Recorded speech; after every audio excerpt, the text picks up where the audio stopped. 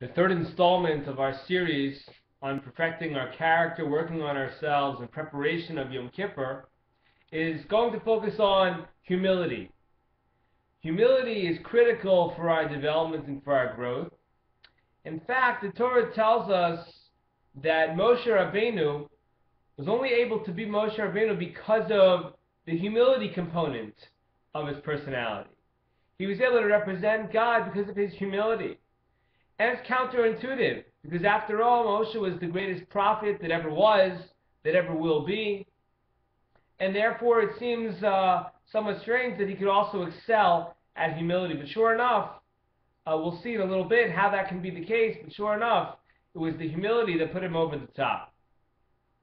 Chazal, our sages also tell us that Yehuda, that the tribe of Judah, the one that is responsible for our royalty, the one of Malchus Beis David, of David HaMelech and all his descendants, the only way, the only means by which Yehuda was able to acquire this as part of his lot for his tribe was, in fact, because of his attribute of humility. But how do we achieve humility? How do we get to this point?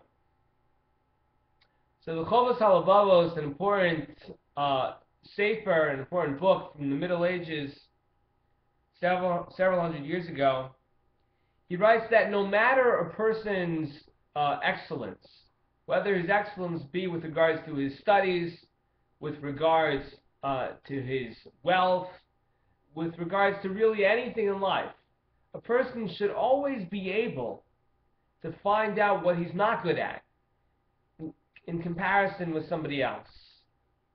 If somebody seems particularly smart, then perhaps he can look at the goodness of somebody else.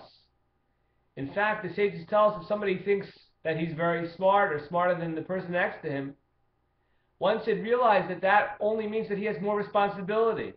And if he has not lived up to that responsibility, then that in fact goes against him. It's a strike against him, as opposed to his wisdom being a positive for him.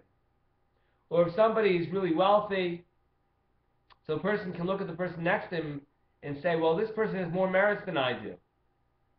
And the Chovos HaLevavos explains that if somebody's young and they want to compare themselves to somebody old, they should look at that person and who's older than they are, and they should realize that this person has more merits. After all, they spend more time in this world. And if somebody's old looking at somebody young, then they should say to themselves, well, look how young this person is. They haven't sinned, they haven't strayed as much as I have strayed in my lifetime. So there's always a way, there's always an angle to take that can assist somebody in being humble. And if a person develops their humility, then they will be able to get the most out of life. They will be able to learn the most from all those around them. There's a story that I love to tell about a great Rebbetzin. One of the most famous rabbis in the world today, his name is Rabbi Chaim Kanievsky. Tremendous scholar and a tremendously sought-after personality, and he lives in Bnei Brak. And his wife is highly regarded, was highly regarded. Unfortunately, she's since passed away. But several years ago, I was in Bnei Brak with friends. We went to go see the rabbi on a Friday, right before Shabbat. And one of my friends had enough gall to walk into the kitchen of the home of this particular rabbi and ask if he could come over for a meal on Shabbat. Something which was really unheard of considering the stature of this home, of this family. Sure enough, she agreed. And then the next friend went, then another friend went. 4 friends were accepted at the Shabbat table of this great Rabbi Kanievsky. So the next day was Shabbat, and they woke up early in the morning since he davened at 6 o'clock in the morning. And they got up and they went to early services. And after services were over, they followed him back to his apartment where he lived. And as they walked up the stairs, the attendant of this great rabbi turned to them and said, "What are you doing here?" And they said, "Well, we're coming over for lunch." And he said to them, "You can't be serious. Do you know whose house this is? Do you know whose residence this is?" And he shooed them away. They were quite dejected that the attendant had done so. And sure enough, a few weeks later, one of my friends met up with somebody who had been in Bnei Brak that Shabbat, and the friend told him, "Do you know what happened?" And he said, "What happened?" He said, Rebbetzin Kanievsky, the wife of this great rabbi, she was walking the streets of Bnei Brak looking for her American guests, looking for these Bachrim, these students. And it was an incredible lesson for me and for all of us who knew the boys who had gone through this story. And that was that despite her stature, despite who she was, despite how famous she was, how highly regarded she was willing to stoop to a lower level in a sense, and that she was willing to walk the streets of Bnei Brak just to find her guests, her young teenage guests. It's a real lesson in humility, that no matter what a person achieves in life, they can always be able to view themselves as if they are lower down on the totem pole. And that's really admirable, with rare exception.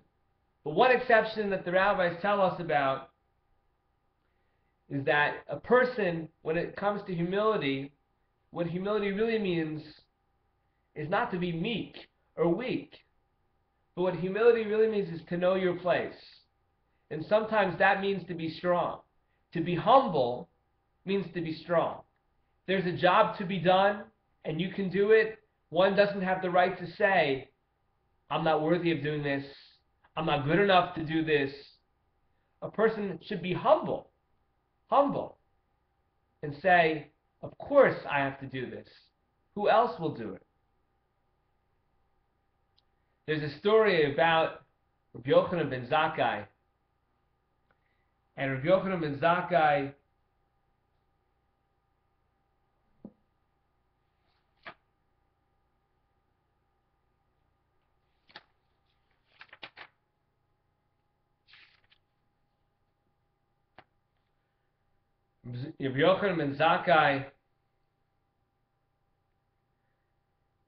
said to his colleagues, he says, don't think that I'm such a wonderful scholar. He said, this was why I was created. If any of my colleagues think that they're such wonderful students of Torah, they should realize that this was really the purpose by which they were created in the first place. And that's how they should develop their humility. And the final suggestion on how to develop this part of our personality is actually that the strategy which is given to us by our rabbis is take special care to do Birkat HaMazon, to bench after we eat. And the reason why it's so important is because when we're full, when our stomachs are full and we're satiated, and we feel good, we feel healthy, we feel like real solid people physically, at that moment, it behooves us to recognize where everything comes from.